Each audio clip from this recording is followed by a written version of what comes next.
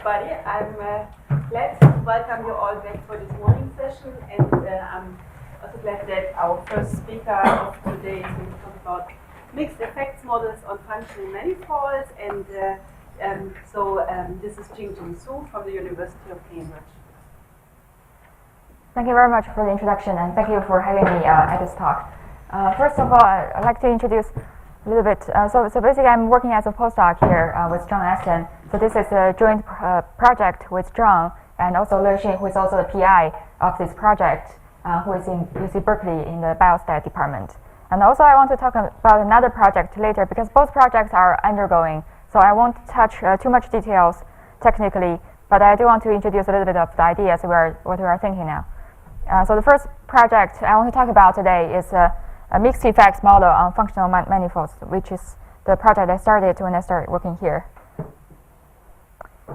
So the focus of this project is to deal with data analysis on functional manifold, and by that we mean like we have a manifold or a surface for each subject. It can be bone manifold or it can be brain surface of the patients, and not only each patient has a different shape of the manifold, also the texture on the manifold may be different, and the texture can be, for example, for the bone can be the density of the bone or the weight or the mass of the bone at a certain area. So that's why we are seeing different colors representing different values on the surface, representing another dimensionality of the data. So it's really like a two-dimensional manifold plus a texture on the manifold. So first of all, we want to model the variations in the geometric component, which we mean by the deformation of the manifold for each subject. So for example, this is a really example of the package developed by Charlier. So this can be thought as a subject, and the manifold can be considered to be a deformation of the template manifold. And usually when we have a bunch of data, several subjects in the data, we consider the template to be the mean manifold of all the subjects, and then we model each subject's manifold as a deformation from that template, so we can compare different subjects on the same template, on the same spatial space. So to model the variability of each subject's deformation or manifold, so ARD and John Aston introduced this model. So from the template, we consider each subject manifold Mi to be a deformation operator indexed by a random variable Vi. So really, we introduce randomness into the deformation by defining the operator as a function of the random variable Vi. And the deformation operator itself is just a functional from the R3 to R3. So by that, we can actually model the variability using the random variable instead of a infinite dimension, instead of the deformation itself. And then we also need to model the variation in the functional component of the texture on the manifold. So because even if we map the manifold of each subject to the template, we still observe the texture change on the template's manifold. So we also have to model the variability on the texture even after we mapping back to the space of the template. And this is how we do it. It's actually also a continuation from the paper by ARD and Aston. So Yi is the texture on the manifold we originally observed, which is the texture on each subject's manifold. And then, first of all, we map this Yi back to Xi so that we can compare the texture on the common template.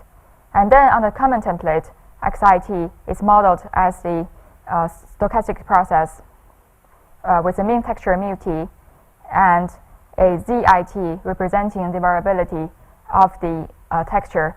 And here we introduce the time dimension because usually we observe data having a time series nature or a longitudinal nature. For example, we currently have a data which is a bone data, from patients who recover from fracture.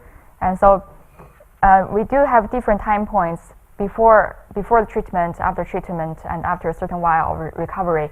So really there is a change in the mass and density on the bone surface. So that's why we need to introduce the time dimension to capture the change of the texture with time. But we do not assume that the manifold itself changes, because usually the shape of the manifold, the bone or the brain surface, doesn't really change. So the time dimension is only introduced for the functional component instead of the geometric component. So first of all, we actually need to reduce dimensionality for both the geometric component and the functional component, so that we can do analysis on both components later. And to do that, we are using the method of functional PCA. So we assume that the randomness in both geometric component and functional component can be decomposed into projections on finite number of components for both the geometric and functional components. So the first one is for the geometric component. So really we assume that Vi can be considered as a projection on a finite number of phi j. So Kg is the number of geometric components, and we also consider Zit can be decomposed into a projection with time on a finite number of functional principal components. So this is example of the functional PCA of the texture on the template surface. So really, we consider the subject I that can be decomposed into a weighted average of the functional principal components. And here there are 4, but we can consider more, considering how much variability it can be can be explained by the principal components. So after we reduce dimensionality for both the geometric component and functional components, we want to model the effect of subject-specific covariates on both the functional components and the geometric components. And to do that, we model the effect by modeling the effect of the covariates on the projection coefficients after we project it on the principal components. So here we consider 2 types of covariates. The first one is the time-invariant covariates. So for example, the age and gender of the subjects. And we consider them to be responsible of both the geometric component and functional components, because usually those covariates can affect both the shape of the subject and the texture on the shape. And also we consider another type, which is the time-varying covariates. And this is especially useful if we want to model task-related covariates, for example, the task or stimulus signals on the brain, or the treatment on the recovery of the bone fracture. And for this kind of time-varying covariates, we consider them to be responsible for only the reaction of the functional components and not the shape, because the shape shouldn't change with time, as we have discussed. And another emphasis of this model is actually we want to model the covariance between the functional components and the geometric components, because usually the texture on the shape varies with the shape itself. This example from the Chalier's paper is really a synthetic data, but the idea is if we have a certain type of deformation on like a local area of the manifold, the texture on the local area should really change also because of the nature of the manifold. This is actually quite well accepted in medicine, because when we were talking about the bone data, they do believe there are certain curvatures and points on the bone that can have functional functions that implications that the mass and the density can really change on those certain areas. So if you have a different deformation on those areas, it's a good implication that the texture also change on those areas. So we really want to capture the covariance between this kind of deformation and the texture on that deformation. So to do that, we model the covariance using random effects. And specifically, we introduce random variables for each subject to represent the variability of the geometric component and functional component. And we introduce covariance structure between those random variables representing the geometric and functional components. So we believe that each pair of geometric component and functional component should share some common variable so that they share a non-zero covariance. But we assume that there's zero correlation between the geometric components itself and also zero correlation between functional component itself, because we got those components from functional principal components. So this is the full model really for this kind of data structure. The challenge here is the dimensionality, because we do have a irregular tensor as the outcome. Here AG is the projection coefficients of the geometric component, which is a matrix because there's no time series dimension in here. But for the functional component, for the texture on the surface, we do have a time dimension. So it's really a tensor, it's three-way tensor of the subject, of the number of functional components, and of the time dimension. So as we said, we consider two types of fixed effects, which are U are the time-invariant covariates, which are like age and gender, and W is the time-varying covariates, which represents the change in the treatment. So to make sure that we model the correct effect corresponding to each covariate and the corresponding outcome, we actually need to reshape the covariates in the correct form. So for the geometric component, it's just the usual linear model. But for the functional component, we actually have to repeat the time-invariant covariates with the time dimension t. And then we have actually a tensor for the covariates which affect the functional components. And we have the corresponding coefficient matrix to model the effects of the covariates on the functional component. And then the other important aspect of the model is we introduce random variables gamma, which is also a irregular tensor respecting the dimensionality of the outcome. And we assume certain covariance structure between the gamma g, which represents the geometric component, and gamma f, which representing the functional component, so that we can actually model the covariance between the functional and the geometric component. And finally, we have some error term which models the covariance not explained, including the time series covariance between the functional components at different times. So this is the assumed covariance structure of the full model. So you can see it's actually we're actually considering the a blocked structure. So this is the whole covariance matrix of all of the random effects. But really, it can be considered to be a diagonal element plus a certain block structure on the first row and first column. So first of all, the diagonal elements representing the variances of the geometric components, each of the geometric components and each of the functional components. But this we actually have to repeat the covariance matrix between the geometric components t times to represent the fact that we have a time series of functional components, and we consider the covariance between the geometric components and functional components remain relatively stable across time. So each of the sigma gf is the covariance matrix between each of the geometric component and functional components.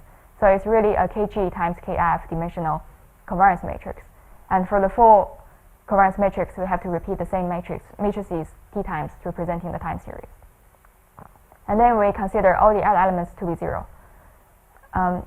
Even with this structure of the covariance matrix, there's still a problem of dimensionality, because if you consider the dimension of the sigma GF is kg times kf. So if we consider, for example, more than 10 geometric components and more than 10 functional components, there already are 100 parameters. So if that's the case, we need to consider further reduction of dimensionality. For example, we can assume a tensor decomposition, critical decomposition structure for the covariance matrix. And another thing I want to talk about the covariance matrix is if we only assume this shape of the covariance matrix, this may not be positive definite, because there are several constraints that's actually going on for the covariance matrix. So first of all, we are assuming that the same variances for the same functional components. So really, some elements are repeating in the diagonal elements, and then since we are repeating the same covariance matrix for different times, there are also constraints that we actually share the same columns several times with different times. So this may not be positive definite, and this can cause both a theoretical problem and a computational problem, because even in the computation we have to optimize over the possible values of the sigmas. And it can well be that the parameter we choose may not lead to a meaningful covariance. So currently we are working on dealing with those constraints and developing an efficient algorithm to really give a hierarchy of the constraints, and which are most important and which are less important. So we can have a hierarchical algorithm to maximize over the important parameters and then allow some freedom for the less important parameters. And this is the overview of the model and estimation steps. So the estimation steps is actually a reverse of the generative model. So really, the generative model is that we assume there are covariates, including time-varying covariates and time-invariant covariates, that works through a mixed effect model on both the geometric component and functional components. So the projection coefficients on the functional components can be explained by a function of the covariates, and by that we have a texture on template for each subject. And then we actually have to map the template to the subject-specific manifold. So the texture will also change with the deformation. So after this, we actually observe the final data, which are for each subject we have a different shape and also different texture on the shape. So the estimation step actually will reverse the generative model by first consider the deformation. So we actually map the deformation of each subject back to the template, so we can compare each subject's texture on the same spatial space on the same template. And then we consider the projection of the texture on the principal components, so that we can use the mixed effect model to figure out the coefficients of the covariates on both the geometric component and functional components. So to estimate the parameters, this is the list of parameters we have to estimate.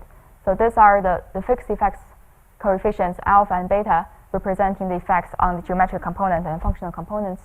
And then we actually have to also maximize over elements in the covariance matrix, which are the standard deviation of the geometric components and functional components and the covariance or the correlation terms. And also we have to consider the variance of the epsilon, which are the error, and if it's needed, we also have to model the time series covariance matrix. So, for example, if we consider an ARP model, then we have to estimate the parameters in the ARP model.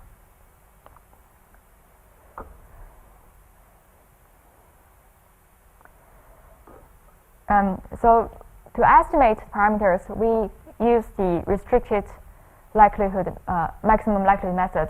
But the challenge here is actually we have to reshape the outcome, because as we said before, we have a irregular tensor for the outcome. So the tricky part is we have to reshape this model to a vector. And the order of reshaping the tensor is crucial because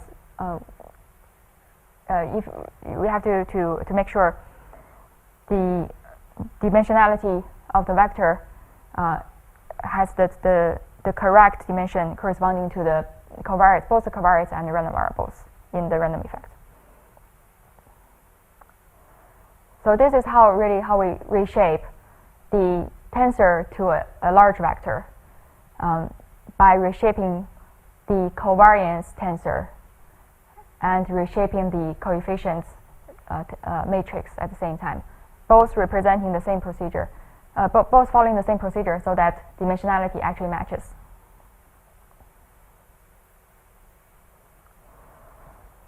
And then we have the joint distribution.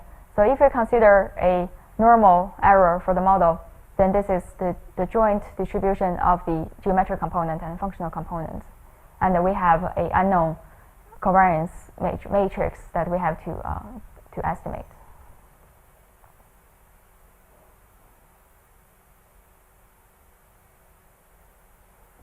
So the idea of the restricted maximum likelihood estimation is, so first, basically, we treat the random variable as fixed effects. So we actually have to profiling out the fixed effect coefficients, and then we actually maximize over the profile likelihood to first figure out the value of the covariance matrix. So this is the parameter in the profile likelihood, and this is the log of the likelihood function. So this is how the trick works. So basically, we first treat the random effect u as fixed, and we maximize over the value of u, and then we put this r squared into the profile likelihood so that we can work directly with the elements in the covariance matrix and don't have to worry about the fixed effect. Yeah. So in your application, how big are your kg and kf? Yeah, actually that's an empirical question. So for the brain for the brain stem data, we are currently considered to have 3 geometric components and 5 functional components, but that's really a first step. So the idea is later we want to allow for a larger dimensionality. And also there's actually a dimensionality problem with time. I'm happy you asked this because I didn't mention. So it's not only the dimensionality of the kg and kf that matters. It's also in the covariance matrix we have the t times kf in the dimension. So the time dimension also matters. But the good news is because of the spatial structure in the covariance matrix, we are repeating the same columns for different time t. So actually there is an algorithm possible to reduce the complexity of the computation because of the structure of the covariance matrix. So no matter how large t we have, we can actually work out the estimation of the covariance matrix quite efficiently. So we don't have to worry about that. So really the problem is how many geometric components and functional components we allow to have. So currently we are only considered to have like kg to be equal to like from 3 to 10, and kf to be something like that too. But if you have a larger dimension, we really have to reduce the dimensionality of the covariance matrix by imposing some tensor structure on the covariance matrix. Even with that many, I mean, when you are doing profile likelihood, you still are dealing with at least 10 or more parameters, right? Yeah, let me go back. Maybe we can talk. Okay, sure. Yes, Yes. Sorry. No problem.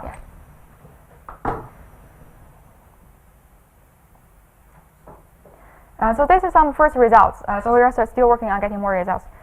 This is really a small toy example from synthetic data. We just want to make sure that the estimation procedure work. So here we have simulated 200 data on the surface as shown first in the talk. Yeah, so we are simulating 200 subjects on the template surface. And we are also simulating the deformation for each of the subjects. And here is really a small example, so we are only considering kf to be 3 and kg to be 5. And we simulated the 2 different time-invariant covariates and 2 different signals which are plotted here as the simulated treatment or the signal for the brain. So these are some first estimation results. So alpha g is the coefficient for the geometric component of the time-invariant covariates, and alpha f is the coefficient for the functional component from the time-invariant covariate, and beta, which we really care about, is the coefficient of the time-varying covariates on the functional components. So as you can see, actually 3 sets of the coefficients are estimated pretty well, almost quite accurate.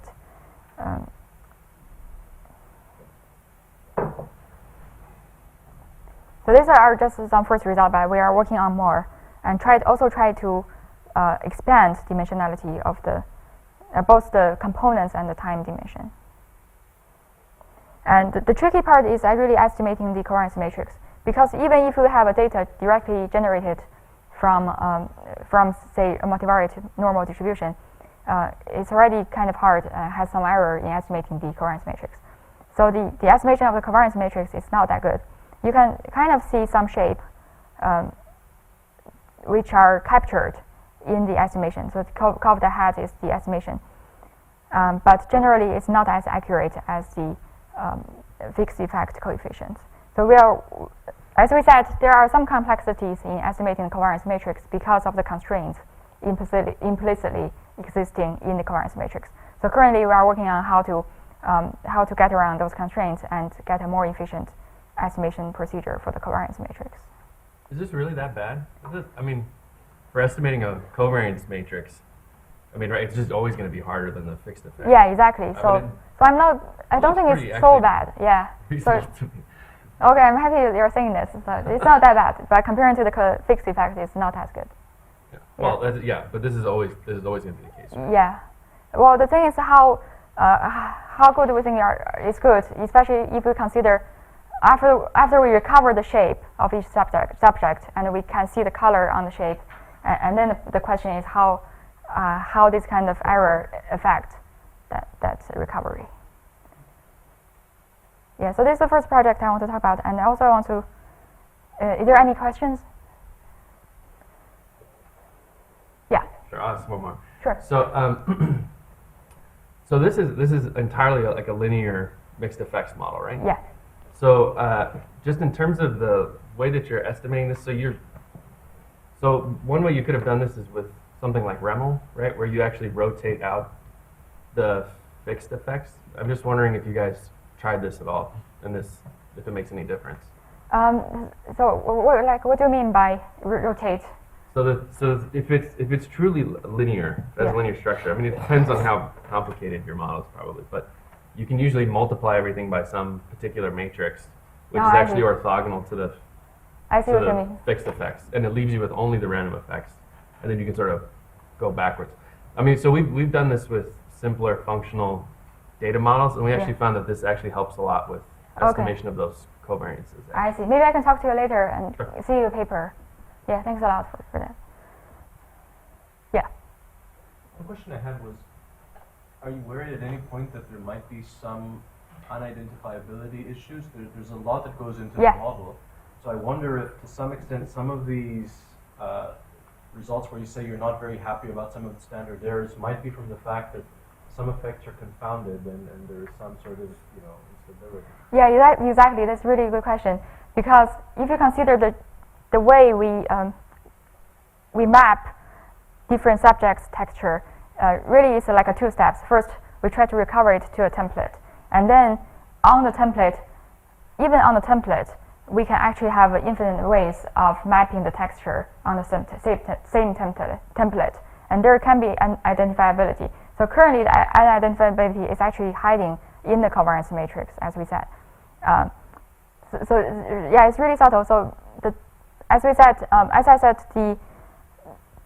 there are some constraints in the covariance matrix. So basically, it's the constraints about the value of the sigma squares for the geometric component, functional component, and the covariance matrix between the geometric and functional components.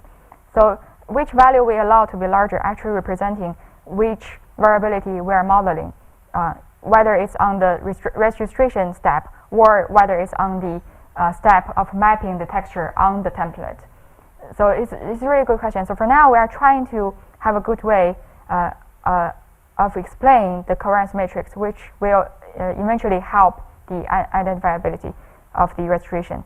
And actually, we are talking to some professors from the engineering department, and they mentioned there might be a different way of registering the template to the subject. So people in medicine believe you actually should use those special points on the manifold. For example, for the bone, they actually mark manually some points that you should really use to register the subject to the template, so that the subject's points actually match with those points on the template. So that can actually reduce some identifiability issue. You can also use optimal transport, but we can talk about that. Yeah, sure. Thanks. Yes. So when you look in the very beginning, when you talked about this representing this data, used a linear representation, right? Yes. Can you go back to that? Is this way or this one or? No, you had a basis expansion to describe the object, right? This one. Yes. So, one concern I have, but not a concern, maybe a question, that when you are considering this kind of deformation, so these are non-linear transformations. Even if your original object has a linear representation, and then when you are doing this transformation, then they can be, if you have let's say low-dimensional effective representation for the original object, but after the transformation, you do not really have a low-dimensional representation effectively. So, is it something that is coming into play at all? Like in the sense that when you are looking at this representation, do you effectively have to use a lot more parameters to be able to represent them than would be really necessary? That is my. I see. Because so this is a work by ARD and John. Because our focus really to model the effects of the covariates and the covariance structure between the geometric component and functional component. So this is really a way to reduce dimensionality, so we can actually have an outcome of non-infinite dimension. As you said, we can definitely use a different type of method to reduce dimensionality of the manifold. My concern is the whole representation and everything is fine. It's just that effectively this numbers kg and kf probably would be relatively large to be able to express because of this non-linearity in your transformation. That is my. I see. That's an empirical question. Basically, we have to really see how much variability is explained. If we can see, say 80%, 90% is explained, so it's okay. Yeah, it depends really on the data. Okay, so maybe I can move on to the next project.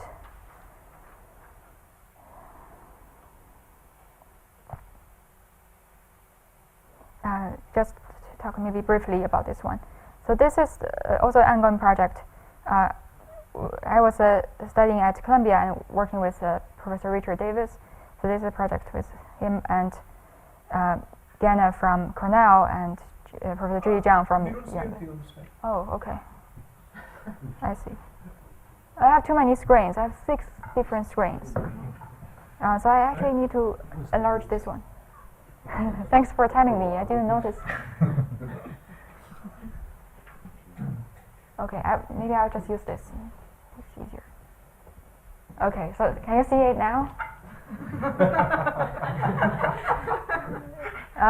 Okay, so this is a project I was doing at Columbia with Professor Davis and also Gannett and Judy from UMN. So here we are. It's quite a applied project, and we are working on how to sample directed network to estimate some uncommon features. So the focus really is to, if you have a network with vertices V, edges E, so the emphasis is really on how to sample nodes with rare properties that are hard to sample with the usual methods. And for example, we have the extreme properties in mind. So we are interested in extreme values of in degree and out degree. The in degree is the number of edges pointing to a node. Out degree is the number of edges pointing out in the directed network. And also we also are interested in the joint distribution of the in degree and out degree. So there are two challenges. The first one is to find and sample the rare nodes in a very large network without costing too much on walking on the network and finding and examining the node's property, whether it's rare or not. And also we need to develop at least approximately unbiased estimator to study the property of the network, especially the population of the rare nodes. So for example, the existing methods usually don't work for this type of problem. First of all, we can't really just sample from the ID of the nodes because usually on network there's no sampling frame available, so we don't really see the ID, the list of ID. And then for using single random walk, it's quite expensive, and also it only explores one cluster. It can be trapped quite easily. Even if we do use multiple random walks, it's still quite expensive to find rare nodes because the probability of meeting those nodes is quite low. And there's another method developed kind of like an alternative of multiple random nodes by Rivero and Tosley. So they actually, it's quite similar to multiple random walks, but at each time they only update one cluster, and there's some procedure to update that one cluster by considering the neighbor, to consider a node like calling it a frontier, and then the neighborhood of the frontier is considered, and one node from the neighborhood is replaced to be the new frontier. So that's why it's called frontier sampling. So in all of the cases, it's a method developed using the uniform sampling of edges eventually. And eventually, to estimate properties of the network, they need to reweight the nodes sampled, basically by using the degree of the node. And to sample relatively rare nodes, there's a method called respondent-driven sampling. It's a special case of a so-called chain referral sampling. So really, it's a sampling procedure by letting the subjects refer the next wave of subjects selected each time. And this is quite widely used in HIV studies. So because of the privacy issues, usually it's hard to sample those subjects with high risk of AIDS by just using the normal method. So the way they do it is to give a certain number of vouchers to subjects with a disease, and let them identify in their social network how many people they know that might be of high risk of the disease. And then they give the vouchers out to refer those subjects to the researcher. And to estimate properties sampled by this method, there's an estimator developed by Voss and Hackathon. But the method actually relies on reaching equilibrium of the walk on the network. And a crucial condition for that equilibrium is the reciprocal property of the network, which means the network has to be undirected instead of directed. So that's why it doesn't work in this scenario. So our strategy is to develop a different method, not relying on the equilibrium. So first of all, we select the initial choice of nodes as in other approaches, but then we actually check the neighborhood of each node selected and try to find a path of nodes so that the probability of choosing the rare nodes is increased. So it's kind of like an important sampling on networks. And it's worth mentioning that in sampling directed networks, it's usually easier to follow one direction than the other one. Mostly it's easier to follow out instead of like retrieving the nodes who are following a certain node. So that's actually adds difficulty into the problem. And here we are assuming that we are only allowed to follow the edges out from each node as in the reality. And also, if depending on the nature of the network, we can also step at a certain depth of the search. We don't have to exhaust all the depths of the every step possible in the neighborhood. We can stop at a certain point, so that we actually don't overdraw from the network. So let me give you an example of what we mean by designing paths to increase probability of sampling real nodes. So here we have a web graph from Google Programming Contest in 2002. So here we have a network with over 800,000 nodes, which are web pages, and over 5 million links, which are edges, which are links between the web pages. And it's directed because it's really like a hyperlinks between each of the web pages in the World Wide Web. So we define different node types by considering the extreme value property for the in-degree and out-degree. So this we have 4 types of nodes. The first one is called in. It's nodes that have large in-degree, larger than 95% quantile, but normal out-degree. And then out is defined as the nodes with outer degree, the out-degree larger than 95% quantile. And both are large and in degree and out degree. And none is just a normal node. So if you consider this to be example in the social network, so in is really those popular people who are followed by a lot of people, but who don't really follow a lot of people themselves. And out is those, I don't know, people who follow a lot of people, but nobody follows them. Yeah, both are, I don't know, like really, I don't know, like both, like maybe some people who have special targets or aims that they follow a lot of people and they're also followed. Yeah, so that's like just example. But in here we are interested in the in type, which are quite most interesting both in social network scenario and also in the web page scenario. So it's like considered to be the important nodes here. So we were just exploring possibilities. So if we just randomly select 10 initial nodes from network, there only is one type in nodes in the initial selection. But if we go further to consider the neighborhood pointing out from the initial nodes, and then we actually see a lot of in nodes in the neighborhood, which is not surprising because of the nature of the in nodes. But if we want to go further, the question is which neighborhood we should really explore.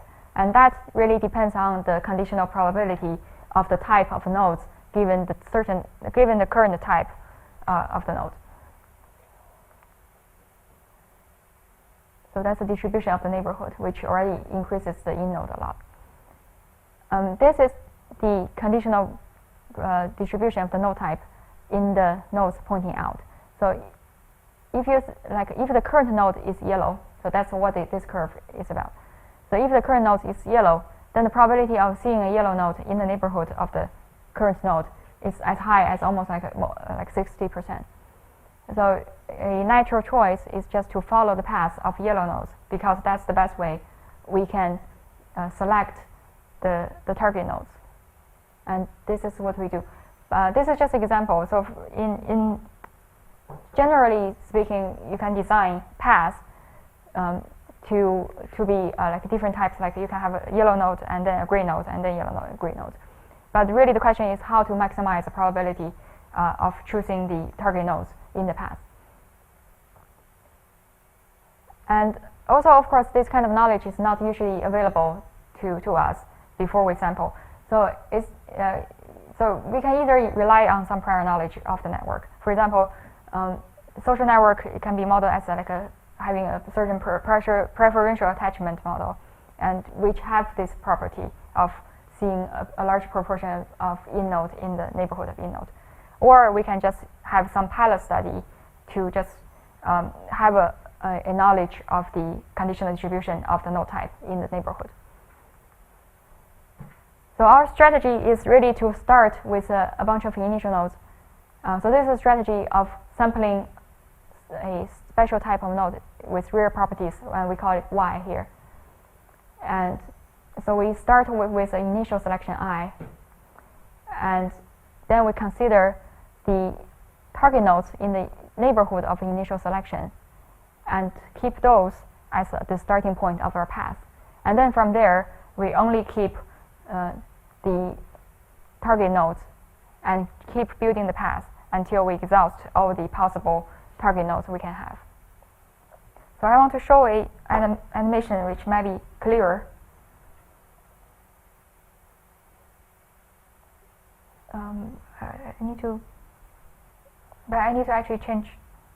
Excuse me. Yeah, thanks. Let me see. Okay.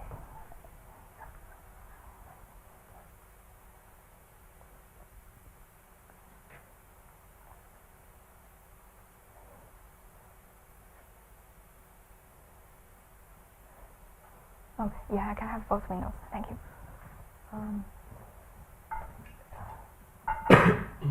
So really, this is how we do it. It's quite simple. So first, we start with certain initial nodes, and we don't consider the type. Any type can do.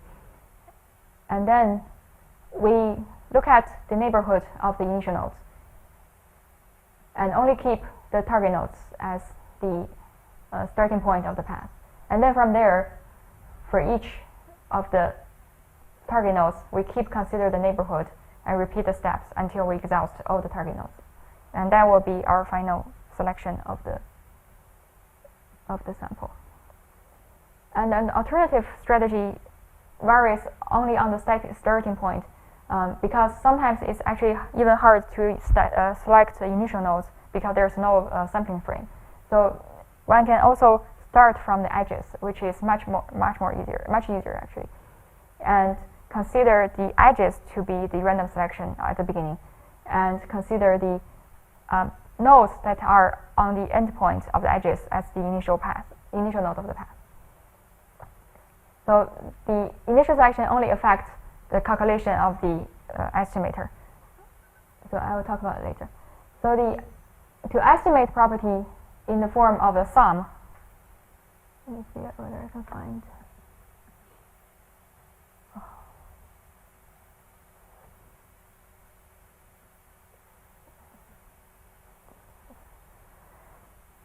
Yeah, so to estimate some certain value of the network in terms of the sum of functions of the node, there is a well-known estimator developed by Horowitz and Thompson, which relies on reweighting the nodes by the probability of inclusion.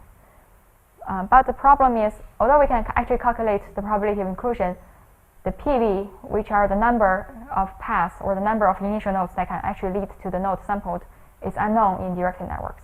Because in our sampling procedure, we're starting from a midpoint of a tree, basically. So we don't really see what is before, what is pointing to our current node. So there are actually, the PV can only be observed partially instead of completely. And to solve the problem, or to propose the estimate of PV, we introduced the idea of equivalence classes. So because of the sampling procedure, we can define two types of equivalence classes, and they're actually equivalent themselves. So the first one is, if you consider the whole network, if a node U and V can lead to each other eventually. So if there is a directed path from U and V, then we call U lead to V, and vice versa. So if they can both lead to each other, then we call them equivalent in the whole network. And similarly, if we consider the sample itself, not the whole network, and we can also similarly define a equivalence class if they can lead to each other through paths sampled, not through the paths in the whole network. But they're actually equivalent because of the way we sample. And so we can actually partition the sample graph or network into equivalence classes using the relationship here, defined here. And then we can actually have a reduced network. It's a tree instead of a network, because there will be no loop. The loops are reduced into the clusters of the equivalence classes. And the good news is that the value of PV is the same in each of the cluster. So we actually can use this property in estimating the weight associated with each node sampled. So this is the final selection after reducing the network to a tree. So you see there's only like one direction. There will not be any loop in the network. I think I will just go pretty fast. So to estimate the PV, we should have an estimator respecting the nature of that the same nodes in the same cluster should share the same value of PV. So the estimator we propose here is just to estimate the observed value of PV, which also respects the desired property. And this is how we calculate the PV hat. And in fact, although we are not assuming any parametric model, empirically the estimated weight actually works pretty well. It's actually proportional to the actual weight in this example. So if we assume any model, then we can probably develop some theory about the estimator. But for now, we're happy about how the estimator works. And to evaluate the variability of the estimates, we can use bootstrap. So basically, the idea is to use the same sampling procedure on the sampled network again. So for example, this is the whole thing is the sample network. But then we use bootstrap to find another set of initial nodes in the sampled network. And following the same procedure, which gives us a bootstrap sample of the network. And then after certain realizations, we can have an evaluation of the variability of the estimates. So maybe I just give one result. So here we have compared results using the multiple random walk and frontier sampling with our method. We start with only 20 nodes in our method and with 200 nodes with the other two methods. And this is the estimation of the tail distribution of the in degree. This one is our method. This is random frontier sampling. So our method actually recovers pretty well. If we see the QQ plot, it might be more obvious. So this is our method. It's almost accurate. And random walk and frontier sampling both have some bias. So maybe I think I'll stop here. Are there any questions?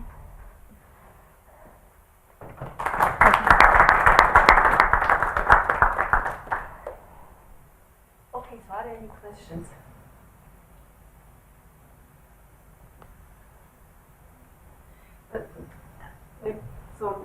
I was just slightly confused. You were a little too fast for me. So how do you bootstrap? I mean, I understand that you follow the same path, but how do you get?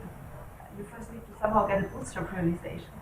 Yeah. So basically, we just treat the sample network as the whole network, and then each of the node has a weight associated it, which are basically in degrees with for each node, and then we actually have to initialize with a weighted sampling of the nodes in here as the initial nodes of the bootstrap subsample, and then we just follow the same procedure as before. Basically, exhaust all the target nodes, which are already given, so we actually don't have to choose anymore. Just follow the path of the directions of the edges. Okay. So in your sampling method, you end up with a tree. Yeah. So now I was thinking like for some kind of network, for example, like Twitter network, there are a lot of like two people follow each other, and then this kind of like structure will be missing in the. It's actually reduced. It's actually like preserved in the clusters, but because they share the same weight, so we don't have to represent them like separately. They're actually, you see the area actually represents the number of nodes that are connected to each other in each cluster. So this one is a larger one.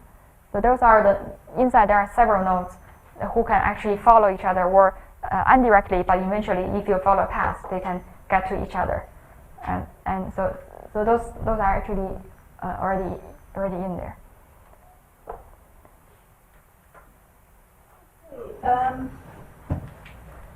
If there are no urgent questions anymore, Thank you. Thank you again.